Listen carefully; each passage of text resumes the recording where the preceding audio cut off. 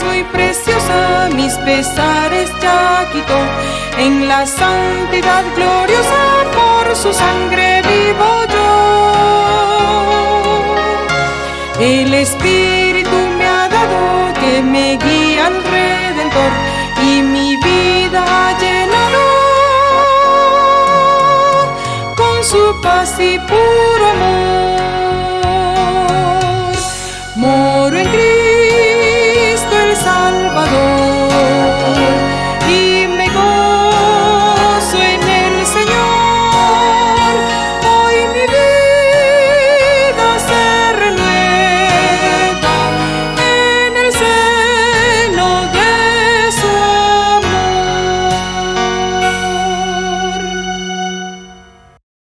Dios les bendiga, hermanos, que el Señor esté con ustedes en estos momentos de crisis y en estos momentos en el que estamos viviendo sobre este virus. Quizás muchos se preguntan si realmente esto ya es el fin del mundo, si las cosas están terminando, qué vamos a hacer, cómo vamos a salir. ¿Dios dice algo acerca de esto? ¿Estamos pasando un momento difícil? ¿Podremos acaso nosotros afrontar y poder mirar esto con una perspectiva más clara?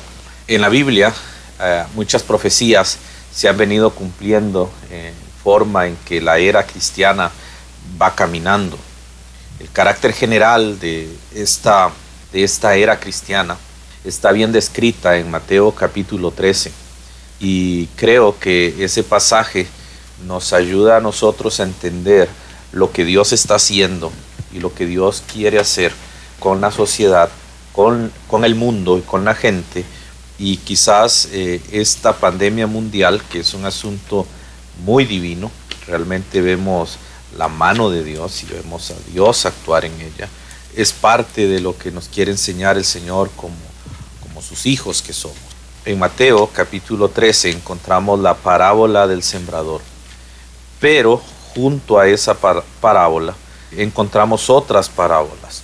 En la parábola del sembrador dice la Biblia que el sembrador va a sembrar y tira su semilla, y esta semilla cae en diferentes tipos de tierra, pero solamente una porción de la semilla cae en buena tierra y produce un fruto de 100 por 1, otro fruto de 60 por 1 y otro de 30 por 1. Son las 3 etapas del reino. Aunque tiene que ver con la forma en que actúa el Señor en cada iglesia, también tiene que ver sobre lo que sucede al final de los tiempos y cómo va a ir caminando esto. En el caso de la parábola de la cizaña, que usted puede ver en los versículos 24 al 30 y los versículos 36 al 43 de Mateo 13, podemos ver el peligro de la falsa profesión que no será juzgada sino hasta el final de la era de la gracia, es decir, hasta el final de la siega. La parábola de la semilla de mostaza indica el rápido crecimiento del cristianismo en el mundo, desde un pequeño comienzo a un gran movimiento. Eso lo vemos en Mateo 13, 31 al 32, ¿verdad?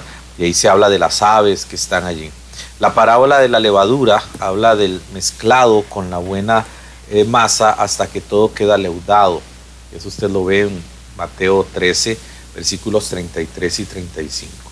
También tenemos la parábola tesoro escondido, que es en cuanto a la identidad nacional de la era actual, pero que sin embargo fue comprado por Cristo en la cruz. Es decir, ahí se refiere precisamente a Israel. Israel va a ser el tesoro escondido. Después tenemos en los versículos 45 al 46 la perla de gran precio, que parece hablar de la iglesia de la edad actual durante el periodo en que la identidad nacional de Israel está escondida. La parábola final, que aparece en los versículos 47 al 51, tiene que ver con una red e ilustra la separación de los salvados de los inconversos al final de la era de gracia.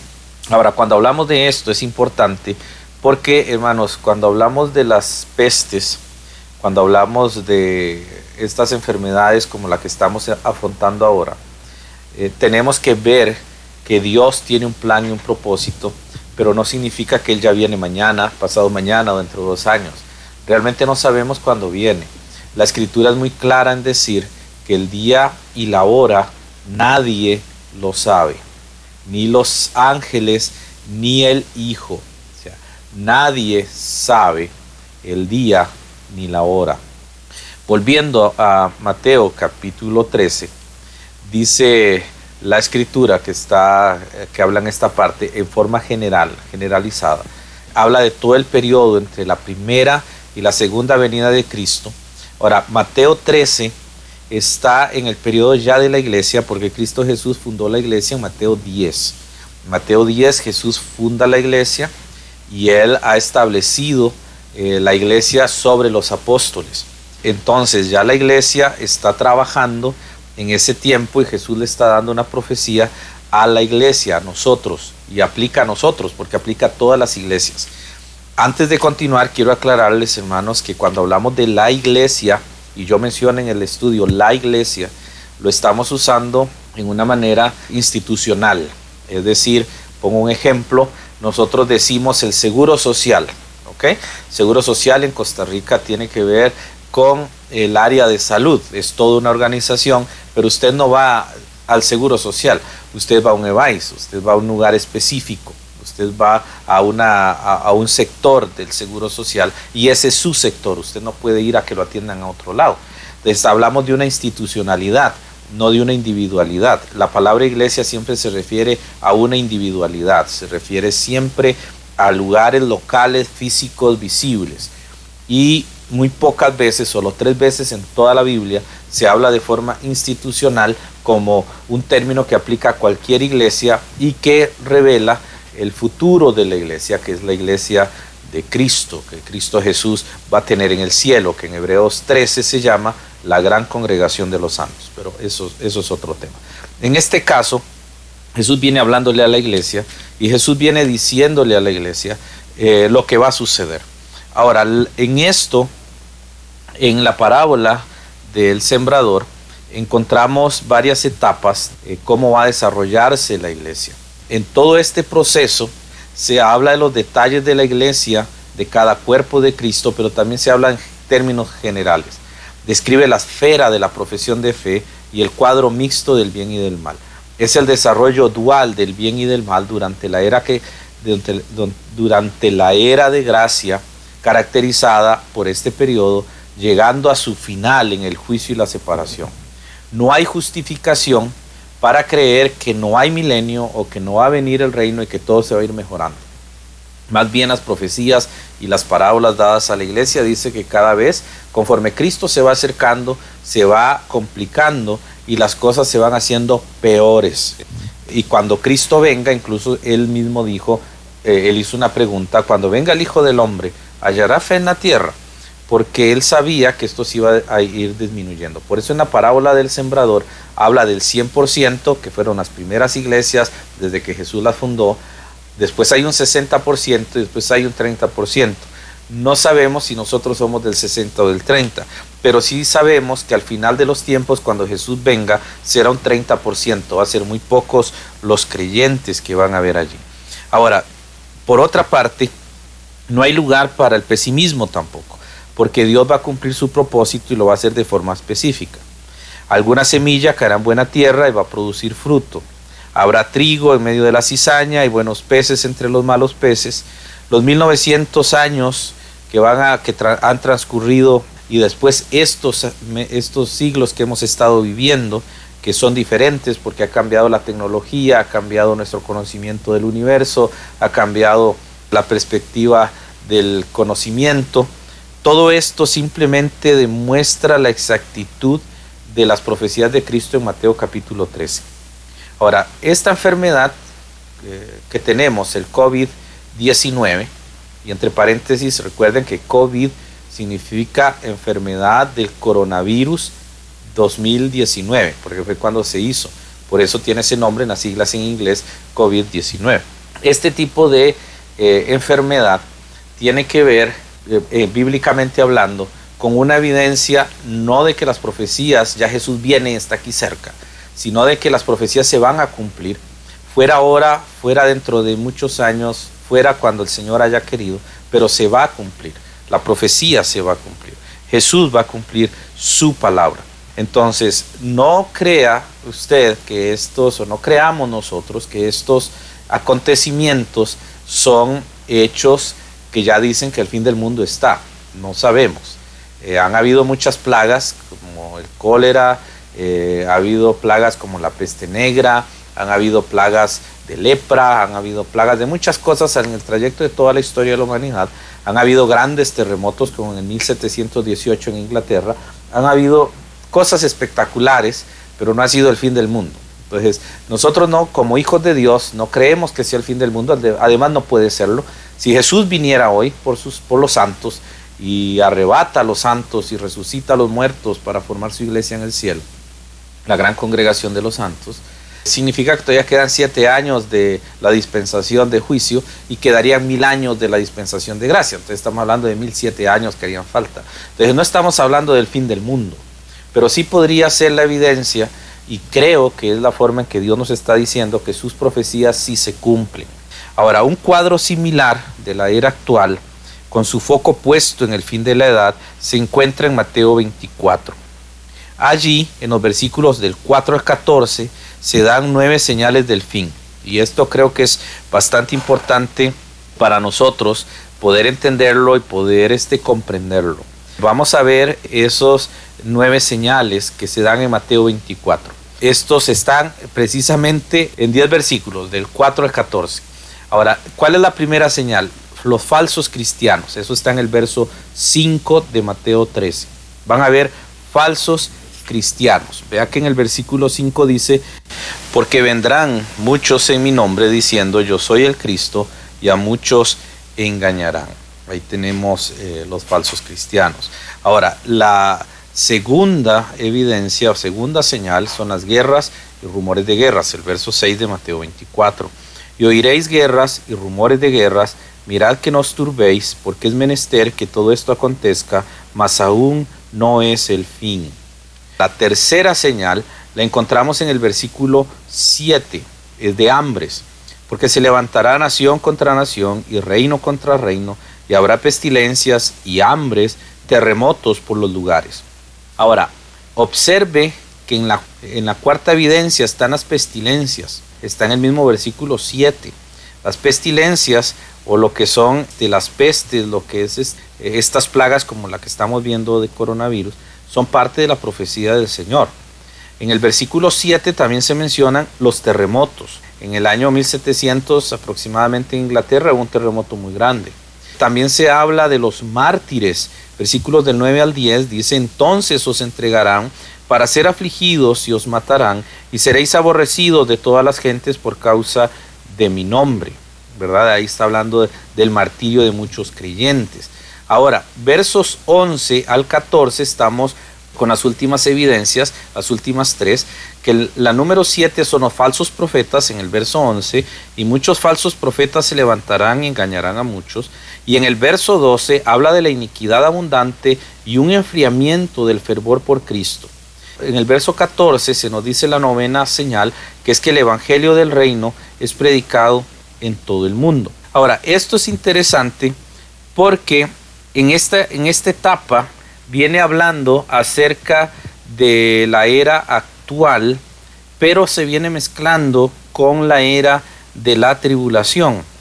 Porque si vemos bien este paso acá, la era que termina en el versículo 7 nos habla de lo que sucede en nuestra era. Versículos 8 en adelante ya tiene que ver con la gran tribulación, pero aún así tiene evidencias y cosas que primera de Timoteo capítulo 4 nos menciona que van a suceder también. No estoy diciendo que el versículo 9 en adelante es totalmente de nuestra era, tiene que ver más con el reino del juicio, con la dispensación del juicio, pero sí tiene que ver con algunas cosas que hemos visto.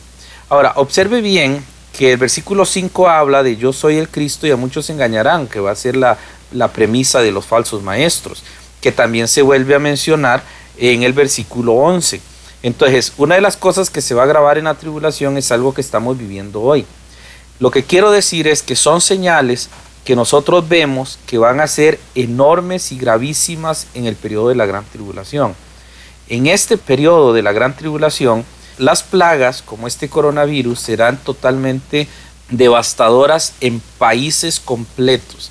La Biblia habla de que van a ser países completos que van a morir debido a las plagas, debido a todo esto. Pero ahora lo que está sucediendo solamente que Dios a nosotros sus hijos nos está diciendo, mi palabra sí se cumple. Les estoy demostrando que sí se hace, que yo sí cumplo lo que digo. Ahora, todas estas cosas de la edad presente nos muestran que estamos viviendo en ese periodo. El final de los tiempos que llamamos, o lo que llamamos los días postreros, van desde que Cristo asciende al cielo hasta que Cristo venga. Pablo estuvo en los días postreros. Las primeras iglesias del primero y segundo siglos estuvieron en los días postreros. Nosotros estamos también en ese tiempo. Ahora, otro rasgo de esta edad presente es la creciente apostasía por parte de los inconversos que hay dentro de la iglesia evangélica. Recuerden que la iglesia evangélica surgió en el movimiento de la Reforma Protestante, allá en los años 1500 con Martín Lutero. Ellos van a terminar siendo el peor enemigo de los hijos de Dios. Esto es una profecía. O sea, uno de los rasgos principales es que va a crecer la apostasía dentro de la iglesia evangélica. Y para eso quiero que vayamos a 2 de Pedro, capítulo 2 y capítulo 3. En esos pasajes, el apóstol Pedro nos va a hablar acerca de lo que es este tiempo final. En 2 de Pedro capítulos 2 y 3 se va a hablar de cómo esto va a ir creciendo dentro de las iglesias y va a llegar a ser realmente un momento muy grave porque van a negar muchas cosas. En primer lugar, en el capítulo 2, versículo 1, dice Pedro que van a negar la persona y la deidad de Cristo. Van a decir que Cristo no fue una persona y van a decir que Cristo no era Dios. Esto está sucediendo dentro de las ramas evangélicas, especialmente dentro del movimiento pentecostal. Ya existen las iglesias evangélicas unitarias o unicitarias y existen también las iglesias que creen en la modalidad de la Trinidad. No creen que Cristo sea una persona, ellos creen que Cristo es una modalidad, ¿verdad? En el mismo capítulo 2, verso 1, habla de que van a negar al Señor que los rescató. Es decir, es la negación de la obra redentora de Cristo que nos compró cuando murió en la cruz. Y eso iba a comenzar despreciando la cena del Señor y despreciando el bautismo. Y eso está sucediendo, lo estamos viendo. Ya a la gente no le interesa. Tercera progresión de lo que es la apostasía tiene que ver con la moral, porque se van a apartar de todas las normas morales. Y eso va a ser algo increíble a nivel de iglesias evangélicas. El versículo 2, del 2 al 22, usted puede leer todo lo que va a pasar. Van a ser como en los días de Noé, van a tener pecado, ellos van a vivir en inmoralidad sexual, ya no les importa vivir juntados y ya no se sienten mal con eso. Otros van a ser negociantes, como dice el verso 15, van a ser como Balaam por la plata, y eso lo vemos bastante. También vamos a ver personas, como dice el verso 17 en adelante, que no tienen nada de espiritualidad y están llenos de solo orgullo y de vanidad, y ellos hablan de libertad, pero ellos están esclavos de su corrupción, de robo, falta de fe, de falsa doctrina, etc. Eso lo estamos viendo. Esta enfermedad de coronavirus lo que nos está diciendo es que Dios está cumpliendo su profecía y nosotros no deberíamos descuidarnos en relación a eso. Por último, se habla de que se van a apartar de la doctrina de la segunda venida de Cristo y de los juicios relacionados con ella. Eso está en 2 de Pedro capítulo 3 versículos del 1 al 13. Entonces, cuando usted lee esto, ellos van a negar que Jesús va a venir físicamente. Eso lo niegan ahora unos reformados que no creen que tal vez Jesús venga así, sino que viene de forma espiritual. Surgieron los adventistas, los mormones, los testigos de Jehová y otros grupos que creen que Jesús vino en forma espiritual. Y ahora, pues también muchos evangélicos han ido metiendo la idea de que cuando Jesús venga no va a ser tan literal, aunque todavía, gracias a Dios, esa parte no ha sido del todo quitada, pero va a llegar el momento en que eso va a pasar. Hay más pasajes en la Biblia que hablan de esa apostasía, como 1 de Timoteo 4 del 1 al 3, 2 de Timoteo 3 del 1 al 9 y Judas 3:19. Ahora, todas estas profecías de la apostasía en gran escala en las iglesias profesantes se está cumpliendo a partir desde el primer siglo y hasta el presente. Hay términos que a la gente le molestan porque es parte del proceso. Cuando uno es hijo de Dios y ama su palabra, acepta lo que su palabra dice, pero a la mayoría de la gente no. Los que son profesantes de iglesias evangélicas o católicos, ellos tienen siempre esa idea de no ofender a otro, porque para ellos ofender es decirles la verdad. Entonces, si alguien dice la verdad me ofende, mejor no me la diga, mejor no mencione a los católicos, no mencione esto, no mencione aquello. Pero en la palabra de Dios se nos está hablando con mucha claridad de que el mundo va a ir despreciando la verdad de Dios. Eso incluye que van a despreciar también la Biblia. Porque en el verso 9 del capítulo 3 de Segunda de Pedro habla de que el Señor no tarda su promesa, como algunos la tienen por tardanza, es decir, ya no están creyendo en las palabras de Jesús y tampoco están creyendo en que Él va a venir. De hecho, es interesante que van a estar ridiculizando la segunda venida. En el verso 4 de 2 de Pedro 3 dice: ¿dónde está la promesa de su advenimiento? Porque desde el día en que los padres durmieron, todas las cosas permanecen así como desde el principio de la creación. Ciertamente ellos ignoran voluntariamente que los cielos fueron en el tiempo antiguo y la tierra que por agua y en agua está sentada por la palabra de Dios, por la cual el mundo de entonces pereció anegado en agua. Entonces lo que está diciendo es que van a negar la Biblia y ya está pasando. Usted ve a los evangélicos, que es el movimiento más grande que está rechazando la Reina Valera, está rechazando las Biblias que el Señor nos dio en el año 1500, que es la preservación de los textos originales, y que eso han venido manejando con el fin de destruir todo lo que es nuestra Biblia. Y los evangélicos son los primeros que están usando Biblias no Reina Valera, están usando Biblias de la crítica textual, que ni saben de dónde viene, pero la están aceptando porque les conviene. Por ejemplo, muchas Biblias, como la Nueva Versión Internacional, ya no hablan de sodomitas, no hablan de homosexuales, traducen eso como cultos idolátricos, cambiando el sentido, porque muchos ya están aceptando dentro de las iglesias evangélicas, están aceptando que el homosexualismo es normal, o que el homosexualismo es de X forma.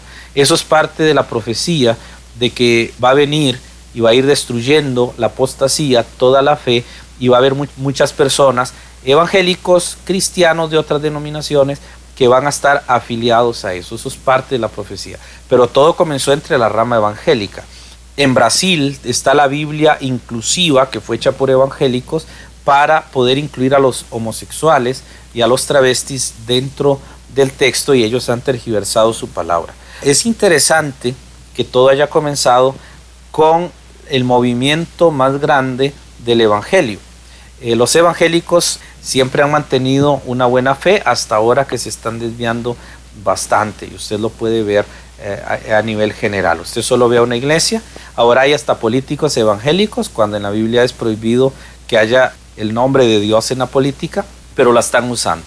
Esta edad presente, en lo que se refiere al propósito de Dios al llamar a su pueblo, a sus iglesias, llegará bruscamente a su fin en el arrebatamiento de los santos.